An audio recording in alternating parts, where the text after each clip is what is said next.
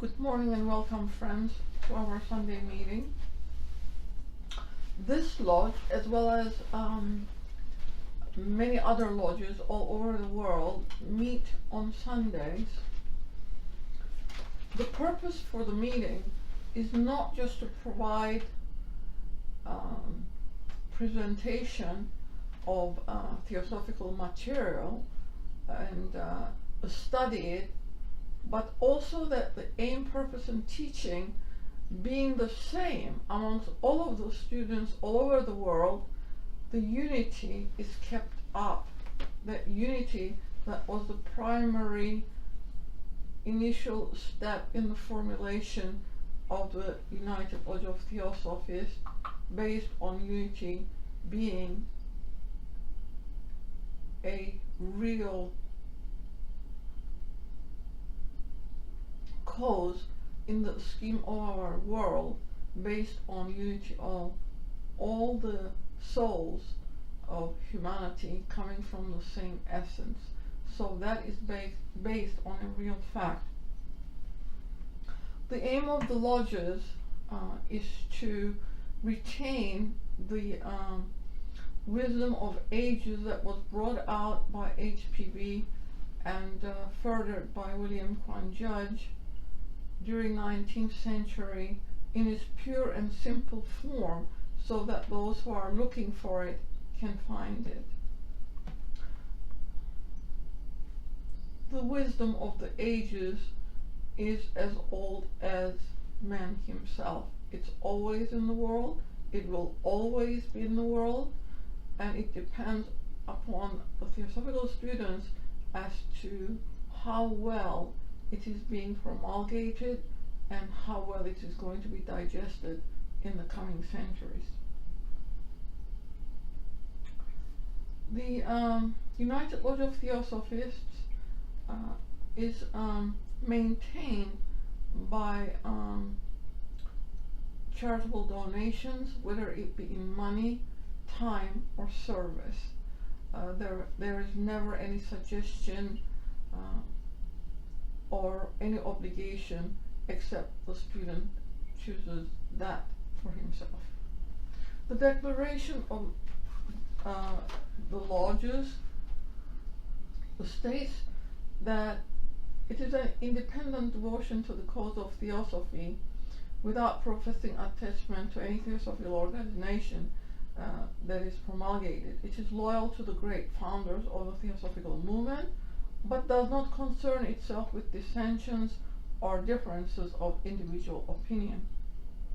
The work it has on hand and the end it keeps view are too absorbing and too lofty to leave it the time or inclination to take part in side issues. That work and that end is the dissemination of the fundamental principles of the philosophy of theosophy and the exemplification in practice of those principles. Through a truer realization of the self, a profounder conviction of universal brotherhood. It holds that the unassailable basis for union among theosophists, wherever and however situated, is similarity of aim, purpose, and teaching, and therefore has neither constitution, bylaws, nor officers, the sole bond between its associates being that basis. And it aims to disseminate this idea among theosophists in the furtherance of unity. It regards as theosophists all who are engaged in the true service of humanity without distinction of race, creed, sex, condition, or organization, and it welcomes to its association all those who are in accord with its declared purposes and who desire to fit themselves by study and otherwise to be the better able to help and teach others. The true theosophist belongs to no cult or sect, yet belongs to each and all. Today's reading comes from the voice of the silence. Yea, ignorance is like unto a closed and airless vessel, the soul a bird shut up within. It warbles not, nor can it stir a feather, but the songster mute and torpid sits, and of exhaustion dies. But even ignorance is better than head learning, with no soul wisdom to illuminate and guide it. The seeds of wisdom cannot sprout and grow in airless space. To live and reap experience, the mind needs breadth and depth and points to draw it towards the diamond soul. Seek not those points in Maya's realm, but soar beyond illusions. Search the eternal and the changeless sap, mistrusting fancies, false suggestions. For mind is like a mirror. It gathers dust while it reflects. It needs the gentle breezes of soul wisdom to brush away the dust of our illusions. Seek, O beginner, to blend thy mind and thy soul. Shun ignorance, and likewise shun illusion. Avert thy face from world deceptions. Mistrust thy senses, they're false. But within thy body, the shrine of thy sensations, seek in the impersonal for the eternal man, and having sought him out, look inward, thou art Buddha. And now, today's talk, how aware are we?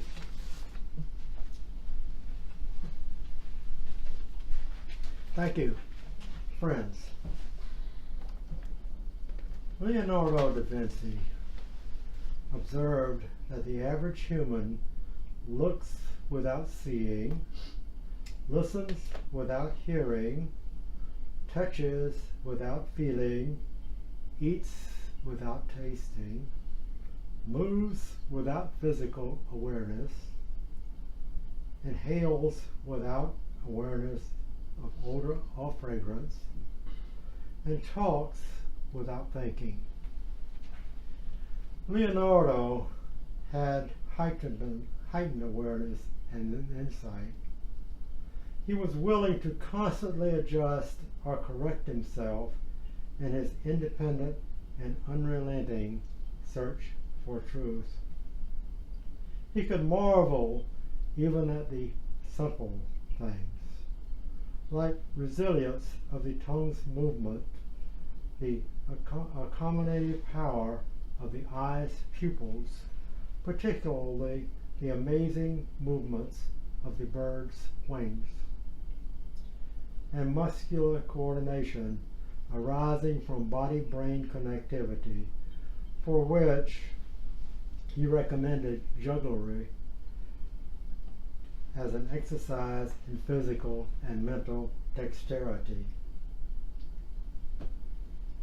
Such was the self-taught genius of the 15th century at the end of the dark medieval period and the beginning of the dawn of Renaissance in Europe. Only Da Vinci could truly say, the eye encompasses the beauty of the whole world.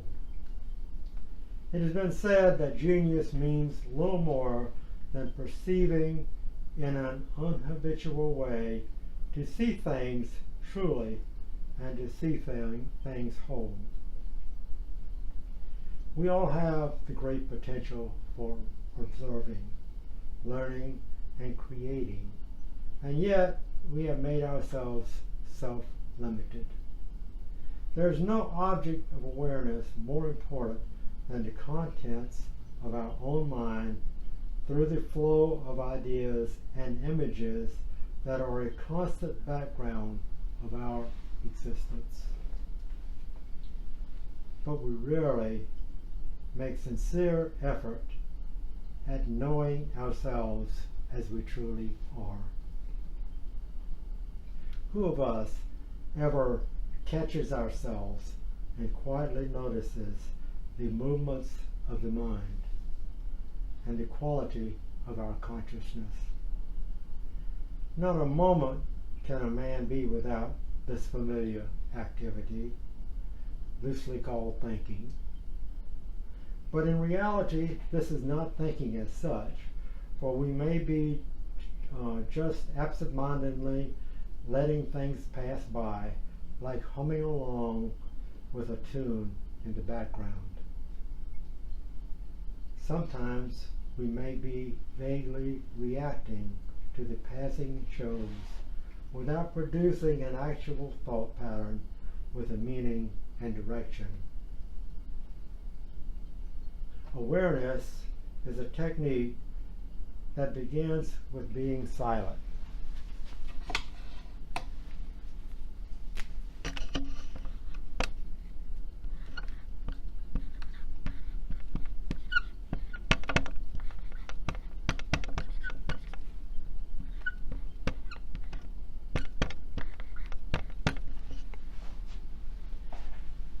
Or in other words, relaxed, and watching the thoughts and impulses that may arise.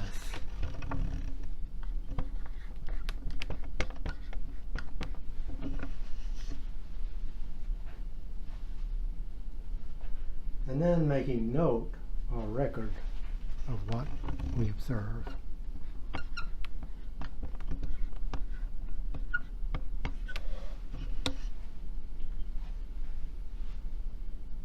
So we may notice that beside the thought forms, there may be fleeting reactions, impulses, feelings, motives, and so forth. Who of us does this? Probably very few. So this is a very important process in the ancient teachings.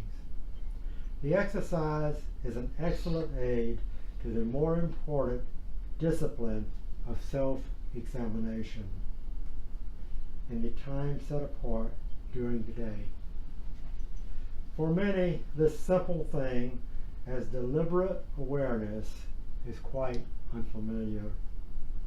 Those of us who value the guidance of higher nature and are concerned with the true inner needs may sadly discover our occasional failures to detect some valuable lessons and some good things that happen to us, all due to the lack of awareness. Due to the lack of awareness and careless habits, we may fail even to acknowledge with gratitude some providential help received, or even the advantage of life we enjoy every day. At times, an opportunity knocks at the door, and we simply dismiss the knock. There are life's insignificant looking experiences which could well be our test of our patience, or endurance, or forgiveness, or willingness to listen to others. If we truly are aware, we should be a little more alert to the inner voice. A person of the world may be habitually much preoccupied with its familiar ground and the constant chatter of his personal nature, gradually becoming indifferent to the presence and the feeling of others. For a student who has higher aspirations, failure to heed the matters that happen to him disqualifies him for greater responsibility that may be entrusted to him someday. There's a Persian saying, quote, "Do things now, so shall great come to thee, asking to be done." But it all begins with awareness of one's inner stuff and one's place in the scheme of things. Awareness skills are important steps in mental discipline and character development. In the Zen Buddhist story of a seeker who went to the Zen master asking to become his meditation pupil, the first thing that the master asked was where and in what position had he placed his slippers outside the room. The pupil had not taken note of such a petty matter. The teacher then told him that one of the first steps for the meditation skill is to be a good observer of one's own movements and things around him. Every little thing must be done with deliberation and awareness. The pupil was asked to return after some period when he would feel ready for further instruction. To respond ethically and aesthetically to all conditions of human life is a natural function of our egoic consciousness.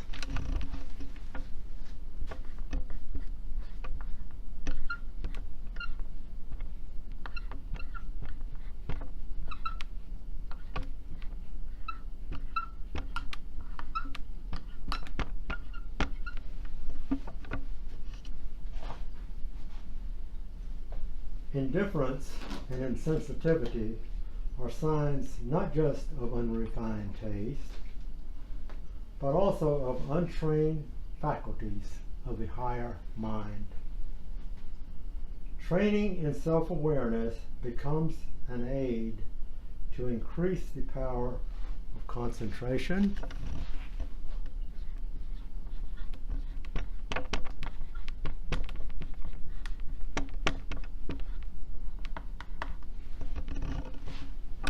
of mindfulness,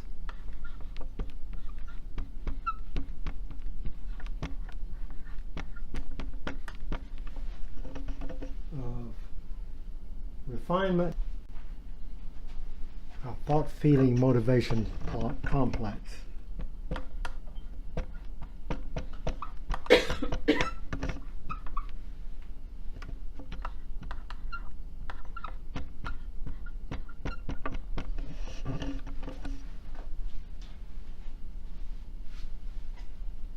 In the case of Leonardo da Vinci, it is this simple but regular habit of ever-wakeful awareness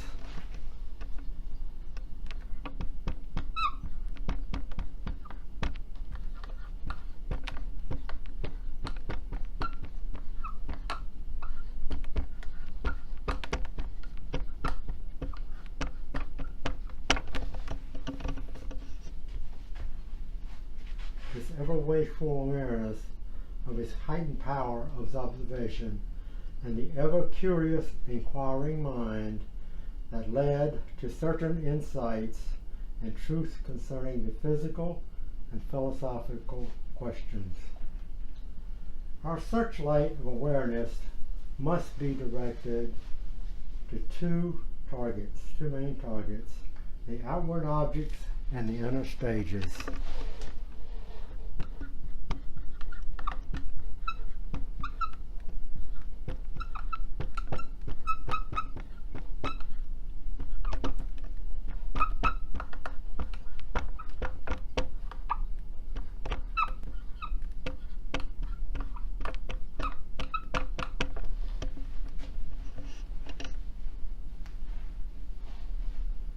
An awareness technique in a Buddhist school is to watch one's in-breathing, out-breathing, and a pause in between.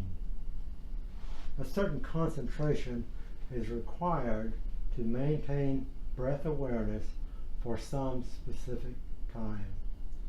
As to the awareness of people, there is such a thing as noticing the body language.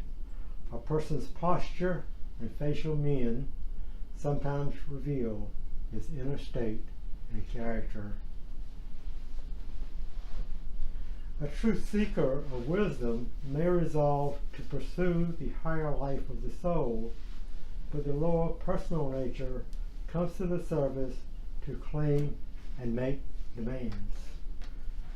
His safety lies in keeping his consciousness in touch with the reality of the inner life and to remember his resolve. Any slackness in the remembrance of the higher purposes of existence can weaken his will and confuse his judgment during tests and trials. Lord Buddha's teachings on vigilance say that wakefulness is not merely being on one's guard against the lower ambitions, but having resolve to undertake yoga sahana, that's the Sanskrit word. This discipline demands sincerity and persistence at the same time. A constantly vigilant person experiences the inner joy of freedom from the non-essentials and from the attachment to the personal nature. The Buddha says that the one who has recognized the danger of heedlessness advances like a fire consuming fetters, small or great. The higher evolution of man takes place in and through awareness. So it follows that the progress or higher evolution is at the same time a progress of awareness. It also means that there is the development of an awakened consciousness in depth and also in all-embracing breadth. The present state of self-awareness in man has evolved from that of lower forms of life and nature. Along with the physical evolution, the consciousness in creatures also progressed. From the most rudimentary in the mineral to that of vegetables, animal, and higher up to the human kingdom. Man alone is endowed with the faculty of apperception.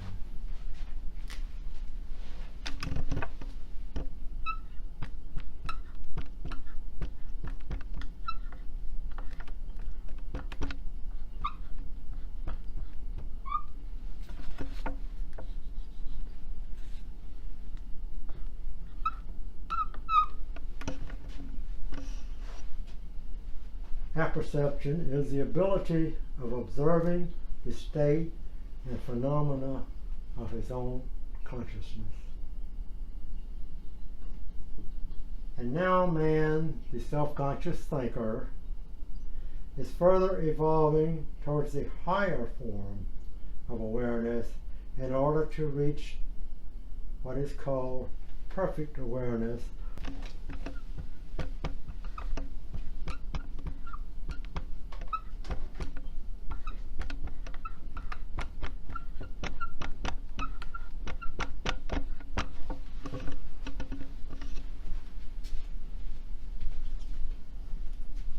Highest goal of the present race. A distinction is made between the personal self-awareness, which changes with the self-image and conditions, and the unchanging sense of I am I, which remains from birth through the changes of the personal identity to the death and beyond. Self-consciousness is the privilege of only the human beings. Since we're involved all the time in the personal affairs, we lose touch with the root of our being. The silent, permanent individuality or ego.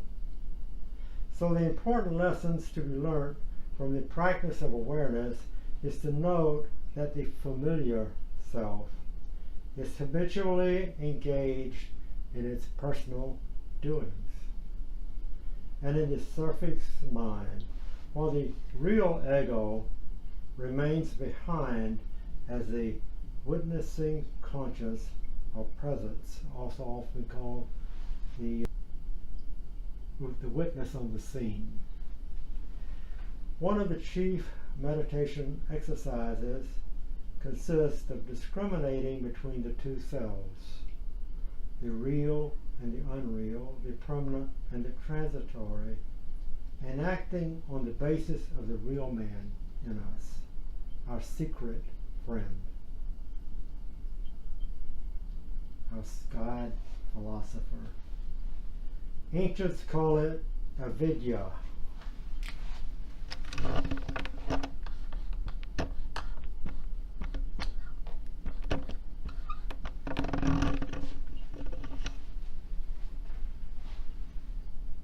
Spiritual ignorance.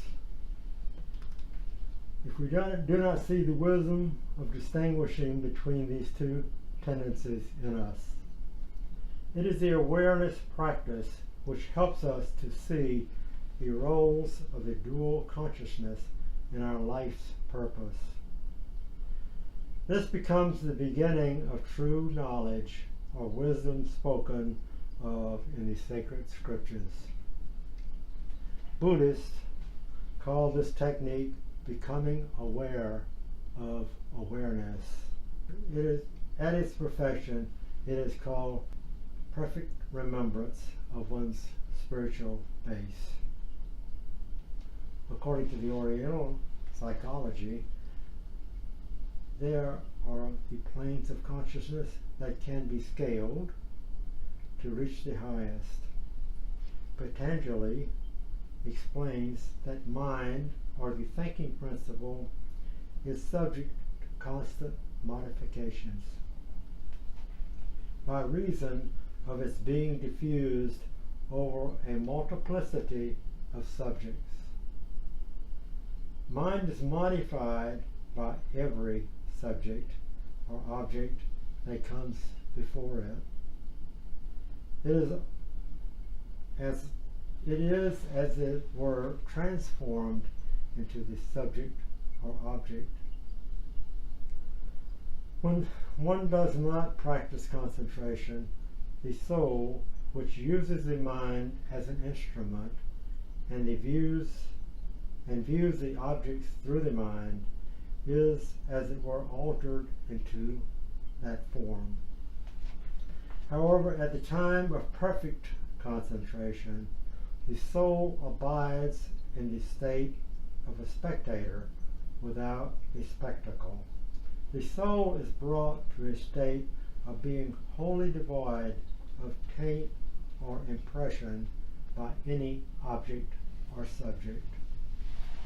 To discover this unknown phase of consciousness, the mind must be silenced and made placid. The truth seeker seeks to silence his mind by means of awareness technique and through intense devotion. To be alive is to be aware, and vice versa. So the discipline of awareness, when cultivated by constant practice, can put us in the silent stance of being a deliberate and detached observer of self from time to time, while carrying on outer activities. One has to become aware of the mental and emotional tendencies and his familiar mental grooves, so as to be able to control and direct them into the right channel.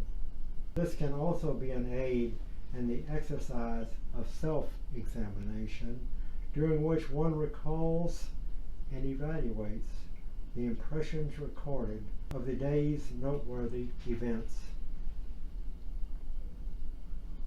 Ultimately, this discipline helps to make the needed internal adjustments, like a navigator's compass in the travel through life's journey. As the first speaker read from the voice of the silence, mind is like a mirror which gathers dust while it reflects. The dust of false ideas, biases, desires, and predilections. One has to be aware of their existence to get rid of them. Watching the mental processes would also help one curb the tendency to go off on a tangent. It is important to ask questions, but it is equally important that we find the answers ourselves. At an advanced stage, a chela is expected to be fully aware of his inner and outer states, to be conscious of both. Also, he should be able to register every noteworthy event in his hourly condition. He must be capable of recalling correctly every impression recorded upon his astral being for the purpose of daily self-examination.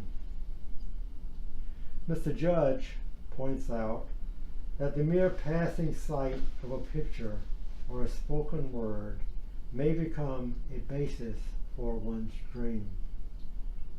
The dreamer must be able to trace back his dream to the cause by carefully going backward day by day through all the events and through all the thoughts he permitted to pass through his brain.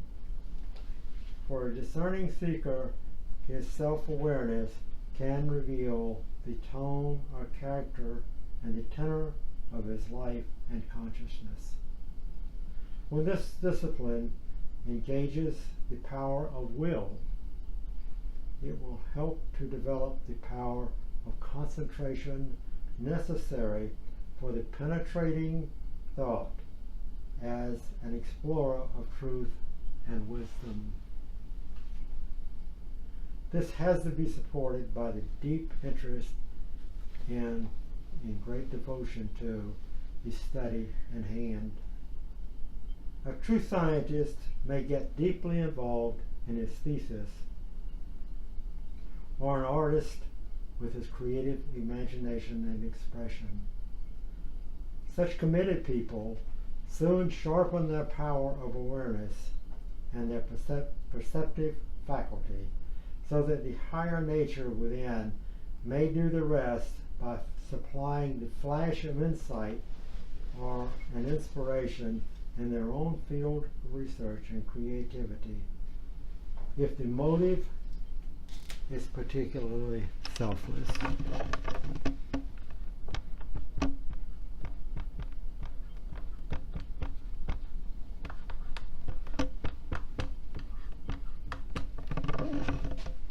I must be done, almost done, because I'm running out of room. The universe is as it is. Things are as they are. The power of each circumstance is a fixed, unvarying quality. It is our sight we have to correct, and not the universe, things, or life. Happiness, misery, wakefulness, longings from the past or the future, or for the future, are all passing conditions, or states in which we enter and by which we can train our sights to let go as needed.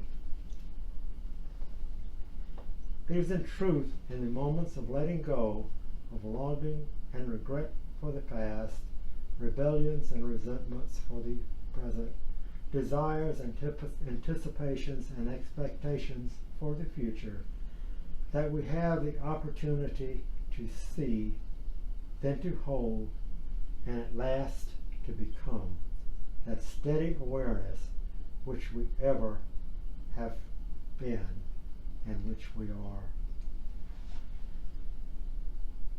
Lost in the personal experience of pleasure and pain, we live continually in the warm experiences of humanity, never freeing the sight. The sight can never be free so long as it remains attached, for its state is its own and not that of anything it regards. If we continually regard the earth, how shall we ever be able to see the sun, which is seen not by striving, but by merely lifting our eyes? If our actions or thoughts are to have the slightest value, they must be fully responsible actions or thoughts, designed and carried out for ends and by methods that harmonize with the facts of the world and with the relations that unite all beings. A nature that is still mainly emotional and not brought under proper control by the intellect is a weather vane turned by every impulse. It must be one's constant aim to withdraw from the power of outside influences and accidents and to bring life into subjection to one's informed will, so that each act may be exactly what it purports to be, each perception a genuine perception, uninfluenced by anything irrelevant, each decision a judgment reached after due consideration. We'll open the floor now for discussion of any points we wish to bring up. Yes. In our everyday life and activities, we have several distractions. We have what? Several distractions that can be an obstacle to that awareness, to the silence that will take us to be more conscious of our higher nature, of the non-duality, of that there are no real differences among ourselves and others. What are practical things to be less distracted and to get to that point of silence and to be more aware? What are the practical things? What are the practical things? Yeah, you said meditation, mindfulness. Is it like to be more disciplined, to get into the habit of having a moment or several moments throughout the day? How would you see that? Well, in 3 words, I would say we first need to learn to concentrate. With all these distractions going on, to keep centered. The middle way, in Buddhism is called. To always remember who we are from within. That quiet self within us. And operate always from that, which is very difficult to do when you have all these distractions around us. And this is what this student's understanding is that why we're here. We have these what seems like endless distractions, which become reality. They are real, but they're there for us to go through. They're passing. So with that definition, they're unreal. That's not who we are. These practical things that are going on. We have to learn to concentrate on the real. Try what we perceive as the real, which is that inner self. Then we go to contemplation, and then what's called meditation. Some people think, I'm going to go meditate for a while.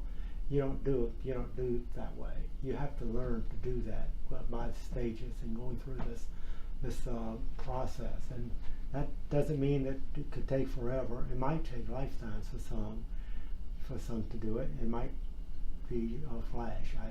The student can't say, but that's the process we need to pay attention to. Stay centered. Deal with each thing that comes about in a thoughtful way, like the person who places shoes outside of the master's door. These things happen all the time, and we just do, we respond to them and go on with our lives. And we have to be mindful when we do everything. So that's why it's recommended. Try to meditate at least 30 minutes per day. Concentrate, etc. And then we'll go from there to being balanced all the time, eventually.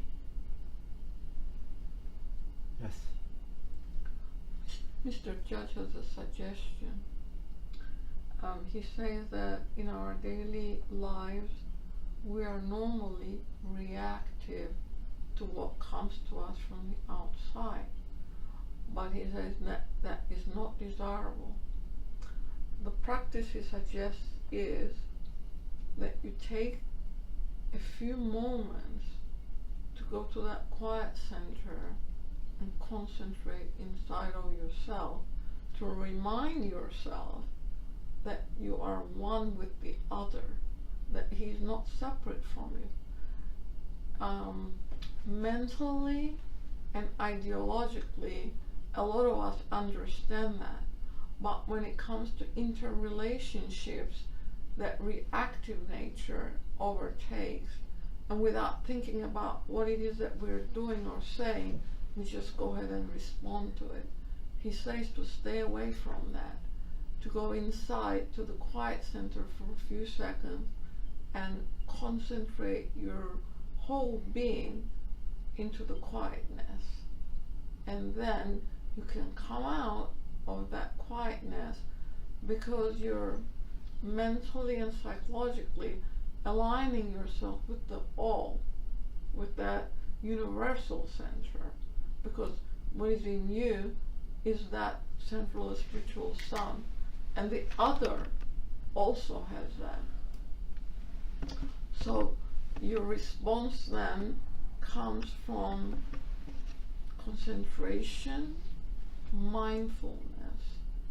And Buddha's teachings always say be mindful, and that's where your response then would come from. Exactly. We're conditioned to think we're all separate, and we have a tendency to act to protect our everything around us, which is important. But we also have to remember this: our motive. If our motive is to protect or whatever, that's good as long as it's not harmful to others. And I think we expand as we keep trying to do that, to become selfless. We have to do it for all. Is what it boils down to.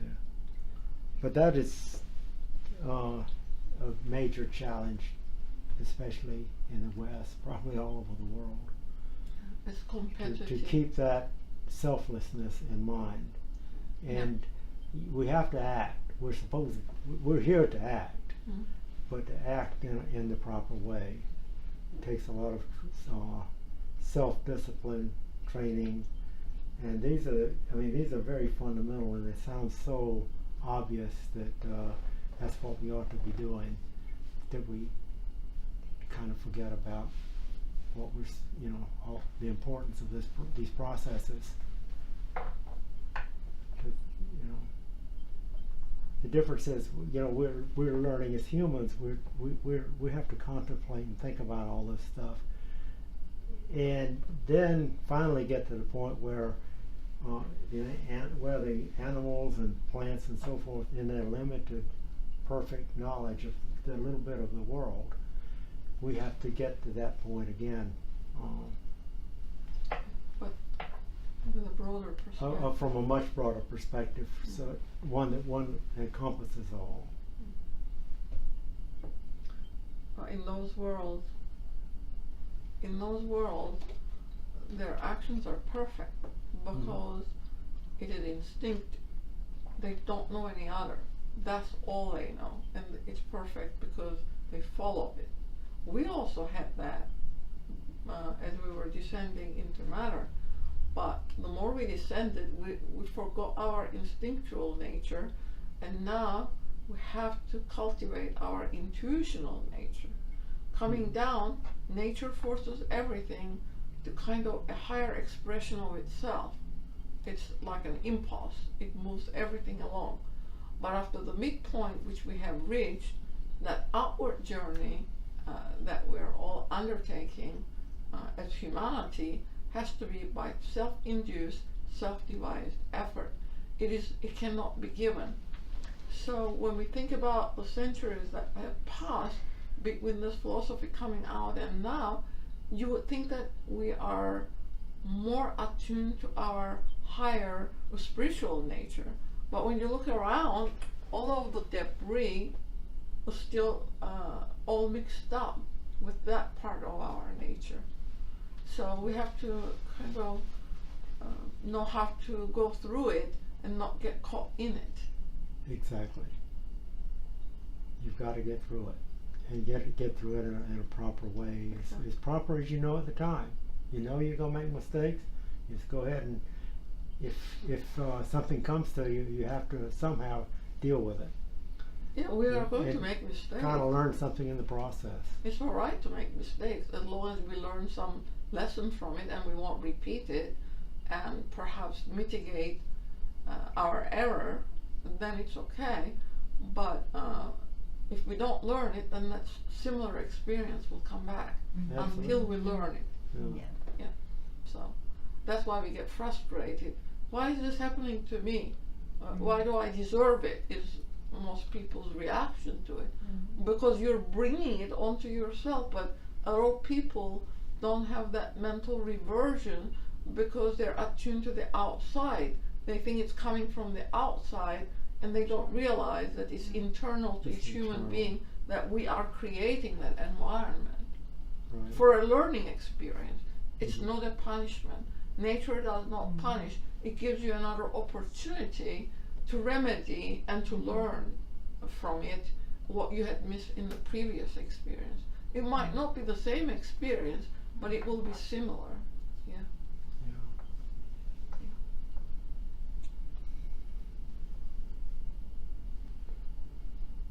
Getting back to the balance, I mean, I'm thinking about the being balanced in the Buddhist system, and that's exactly what it is. Being mindful of yourself, of your inner self, in every circumstance that occurs, and sometimes they can come at you pretty fast. That's how we learn, and that's how we help. Right. Okay. Could you please talk a little bit about that apperception you put up there towards the bottom there? That one right here. Yeah. Can you read the definition again for us? Sure. Please. I can find it. It appears in many and many articles, and I'm not quite sure it gives its meaning. We see it occasionally in Theosophy, but I don't think you hardly ever hear about it out on the I street. think it's in the scientific journals also. It appears. It appears. Okay. Well, give me a second. I'll It's towards the end. You put it, so it must be towards the end of your article. Yeah. It's not behaving right now, but apperception.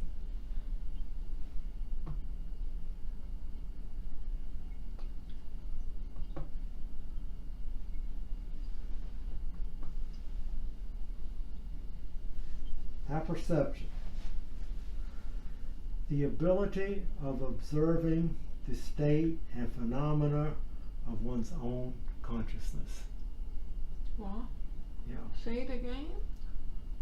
Apperception. The ability of observing the state and phenomena of one's own consciousness. Huh?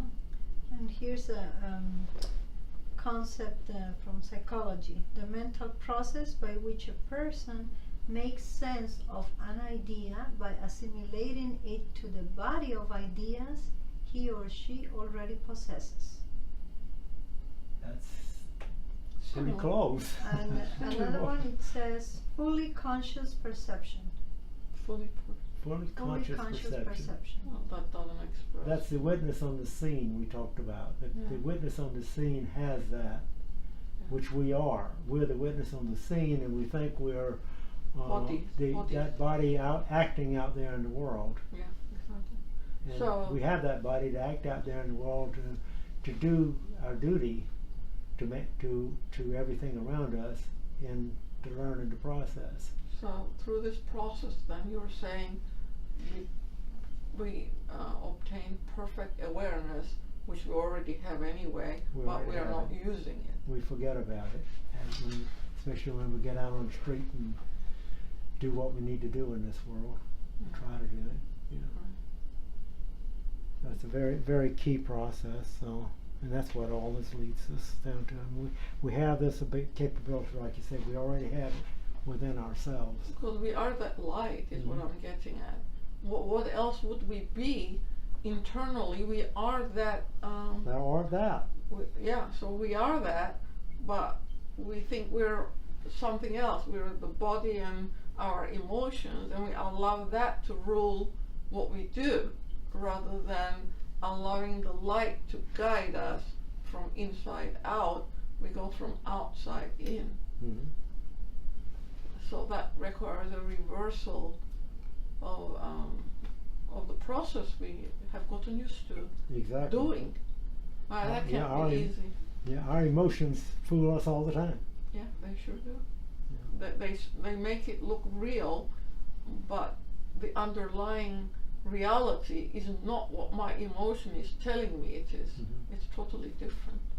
Yeah, especially when we run into someone who is antagonistic, and you know, our initial reaction is to strike back, when perhaps we should be thinking about where's that person coming from, what's the basis for what they're doing, why they saying what they're saying, and very frequently you can get to common ground that way. Yeah, you know, we all have different experiences, you know. We never think that the other person perhaps have problems, and what is coming out is a result of the problem he's experiencing, that it is not perhaps directed at you, but he's just frustrated and expresses it that way. I think if we stop to think about the other person's welfare a little bit, we would not be reactive. We would say and do the more appropriate thing from that awareness that the inner nature suggests we follow.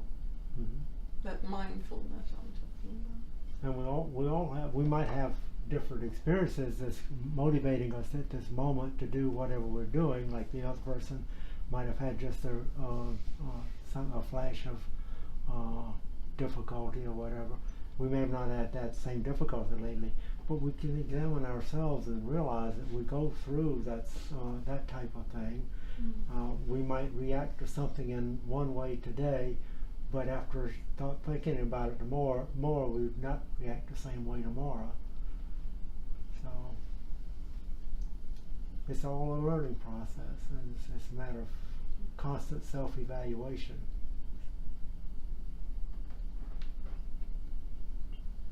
Well, we'll stop it here for today. Did you have something else to add?